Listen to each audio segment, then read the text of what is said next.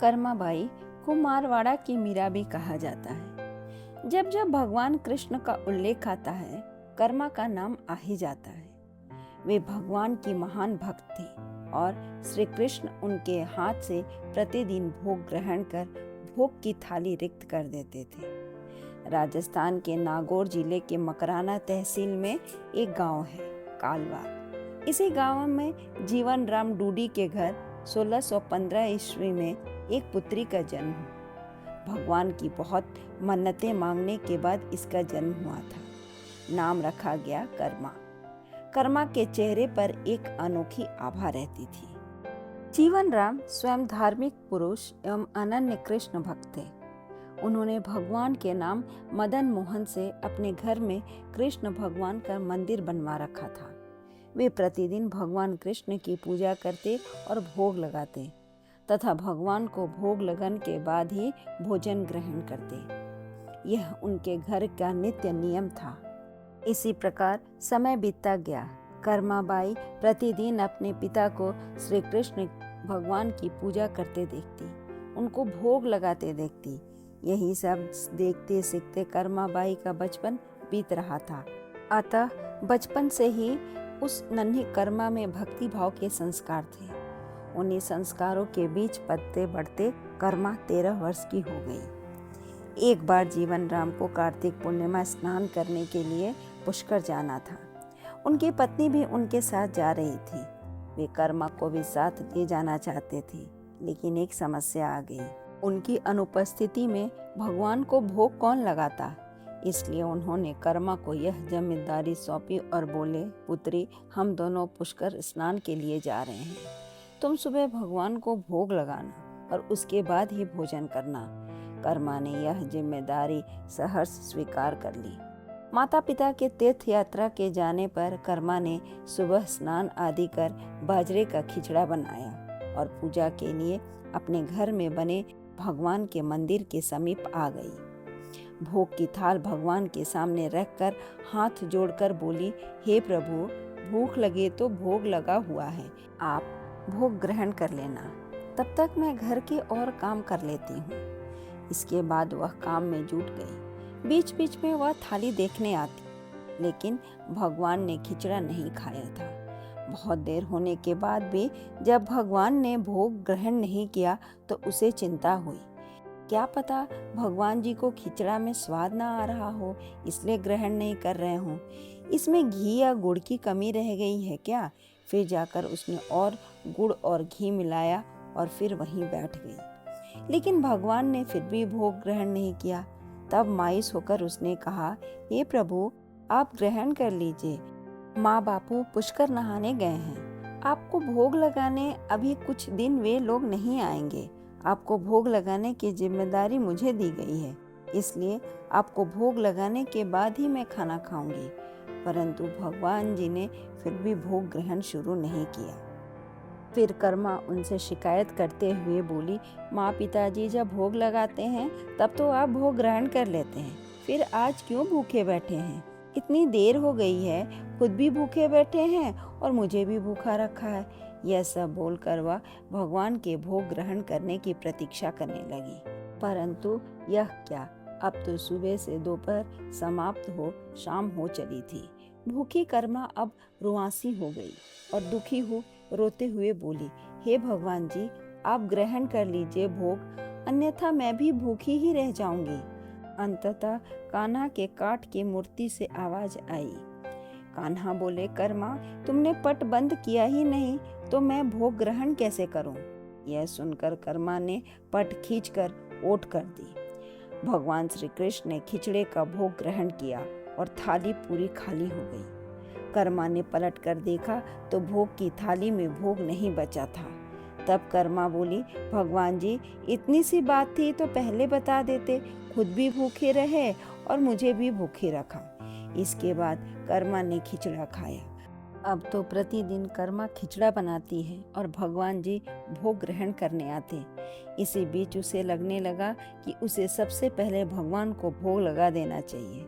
क्या पता उन्हें जल्दी भूख लग जाती हो। साफ सफाई, नहाने धोने के कारण भगवान के भोग में देरी हो जाती हो। फिर वह सबसे पहले उठकर भोग बनाती और प्रभु को भोग लगा लेती, फिर अपने दिन भर के काम करती। कुछ दिनों बाद उसके माता पिता तीर्थ से लौट आए। आते ही पिता ने अपनी लाडली पुत्री से पूछा, पुत्री, तुमने किसी भी दिन भगवान को भूखा तो नहीं रखा? कर्मा बोली, नहीं पिताजी, मैंने भगवान जी को प्रतिदिन भोग लगाया। फिर जब माँ रसोई घर में गई तो देखा जाते समय तो गुड़ का मटका पूरा भरा था, अब खाली कैसे हो गया? उन्होंने कर्मा को बुलाया और पूछा, पुत्री, गुड़ कहाँ है? कर्मा ने बताया कि रोज भगवान कृष्ण उसके पास आते और खिचड़े का भोग ग्रहण करते। कहीं मिठास कम न हो जाए इसलिए खिचड़े में गुड़ कुछ ज्यादा डाल दिया। उसने पहले दिन की हुई परेशानी के बारे में भी बता दिया। कर्मा ने कहा, भगवान जी ने बहुत देर तक ग्रहण नहीं किया था भोग, फिर पट बंद करने पर किया। यह सुनकर माता पिता चकित रह गए।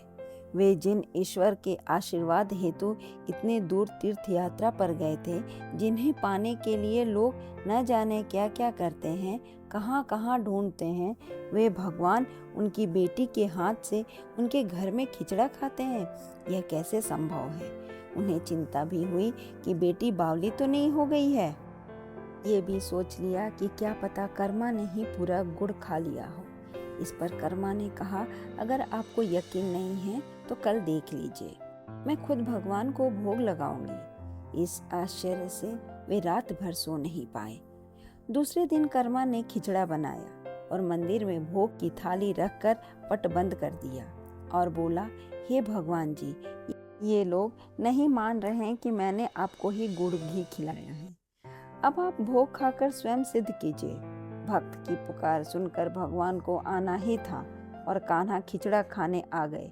जब पट खुला तो जीवन राम और उनकी पत्नी आश्चर्यचकित थे कि भोग की थाली में भोग बचा ही नहीं है। इस तरह फिर कर्मा का जीवन प्रतिदिन भोग लगाते ही निकला। जब उनके माता पिता नहीं रहे तब वे एक दिन अपने कान्हा की मूर्ति साथ लेकर तीर्थ के लिए निकल पड़ी, परंतु भगवान की कृपा से उन्हें हर दिन खिचड़ा बनाने के संसाधन मिल ही जाते और वे प्रतिदिन कान्हा को खिचड़ा खिला लेते। तीर्थ करती हुई देवी कर्मा भगवान जगन्नाथ की नगरी पहुंच गई और वहीं रहने का मन बना लिया। वहां भी रोज भगवान को खिचड़े का भोग लगाती और पट बंद कर देती। भगवान भी प्रतिदिन उनके भोग को ग्रहण करते। जिस दिन उन्होंने पहली बार जगन्नाथपुरी में खिचड़ा बनाया, उसी दिन उनके पास से जा रहे एक बालक ने उनसे कहा, माता, घी की बड़ी अच्छी सुगंध आ रही है, क्या भोजन बचा है? देवी कर्मा ने कहा, हाँ बालक, बचा है, तुम बैठो, मैं तुम्हें देती हूँ। यह कहकर देवी कर्मा ने उस बालक के लिए भी खिचड़ा लगा दिया। बालक पूरे मन से स्वाद लेकर खा रहा था। देवी कर्मा को यह देखकर सुख की अनुभूति हो रही थी। उस बालक ने खाते खाते पूछा, माता, क्या मैं कल आऊंगा तो मुझे भी खिचड़ा खिलाओगी? यह सुनकर कर्मा देवी मुस्कुराई और बोली, हाँ पुत्र, तुम यदि प्रतिदिन आओगे तो मैं प्रतिदिन तुम्हें खिचड़ा खिलाऊंगी, तुम निसंकोच आना। यह सुनकर बालक प्रसन्न हुआ और प्रतिदिन देवी कर्मा के पास खिचड़ा खाने आया करता था। एक दिन जब वह बालक खाना खाकर जा ही रहा था, तभी उसने देखा कि एक साधु बाबा वहां आकर देवी कर्मा से कह रहे थे, हे देवी, आप बहुत धार्मिक महिला हैं, भगवान को प्रतिदिन भोग लगाकर खाती हैं, परंतु इन सब के भी नियम होते हैं, आपको बिना नहाए ऐसा नहीं करना चाहिए, आप तो भगवान के परम भक्त हैं। हे देवी, प्रतिदिन सफाई करने के बाद नहा धोकर ही भगवान का भोग बनाया करें और लगाया करें। यह सुनकर कर्मा देवी ने उनको हाथ जोड़कर प्रणाम किया और कहा, जी साधु बाबा, आप जैसा कह रहे हैं वैसा ही करूंगी। मैं इस बात से अनभिज्ञ थी। फिर साधु बाबा वहां से चले गए। अगले दिन से देवी कर्मा साफ सफाई कर नहा धोकर भोग बनाने लगी, परंतु अब भोग लगाने में देरी हो जाती। जब तक भोग नहीं लगता उस बालक को भी भोजन नहीं मिलता। बालक आकर माता से कहता, माता, देर हो रही है, भूख लगी है, भोजन दे दो। माता कहती, थोड़ी देर रुक जा लल्ला, मैं दे रही हूँ। बालक जल्दी जल्दी खाकर भाग जाता। कुछ दिन ऐसे बीते, परंतु यह कौन जानता था कि वह बालक साक्षात भगवान जगन्नाथ हैं। जो प्रतिदिन बालक का रूप धरकर कर्माबाई के हाथ से बना खिचड़ा खाने आते थे। इतने दिनों में जब जगन्नाथ मंदिर में भगवान का पट भोग के लिए खुलता तो भगवान के मुख पर खिचड़े का जूठन लगा होता। एक दिन पुजारी ने मुस्कुराते हुए मन ही मन कहा, हे प्रभु, आपकी लीला भी अपरंपार है। जाने किस भाग्यवान भक्त के यहाँ आप जाकर प्रतिदिन खिचड़ा खाकर आते हैं। फिर पूजा अर्चना हुई, दिन बीत गया, रात्रि हुई। रात्रि को पुजारी के स्वप्न में भगवान जगन्नाथ आए और उन्होंने पुजारी से कहा, हे भक्त, तुमने सही पहचाना। मैं अपनी एक अनन्य भक्त कर्माबाई के यहाँ प्रतिदिन उनके हाथ का बना खिचड़ा खाने जाता हूँ। वह मुझे बिल्कुल अपने पुत्र सा लाड़ करती है। उनकी भक्ति से मैं अत्यंत प्रसन्न हूँ। परंतु इसी मंदिर में एक साधु ने उन्हें कुछ आम जीवन की ज्ञानवर्धक बातें व उपासना का तरीका समझाया, जिससे मुझे भोग लगाने में अब उनसे देरी हो जाती है। इसी वजह से मेरे मुख पर खिचड़ा लगा रह जाता है। प्रभु ने कहा, साधु गलत नहीं थे। साधु अपने ज्ञान के हिसाब से ही कार्य कर रहे थे, वह सही थे। परंतु इन्हें यह पता नहीं था कि जो महिला प्रभु को बिना नहाए खाना देती है, उसका भाव सिर्फ इतना था कि मेरे प्रभु को जल्दी खाना मिल जाए, वह भूखा न रह जाए। और यह प्रेम भाव प्रभु के लिए हर नियम से ऊपर था। इन बातों को सुनकर पुजारी जी ने साधु बाबा को बुलवाकर यह बात कही। साधु बाबा को भी अपनी गलती का एहसास हुआ। वह भगवान और भक्तों के बीच में आ रहे थे। उन्होंने बिना समय गंवाए माता कर्मा के पास जाकर कहा, हे देवी, आप जैसे प्रभु को पहले भोग लगाती थी वैसे ही लगाइए। मैं आपकी भक्ति नहीं समझ पाया, इसलिए मुझे क्षमा करे देवी। देवी कर्मा ने कहा, जी ठीक है, मैं कल फिर से उसी समय पर वैसे ही भोग लगाऊंगी।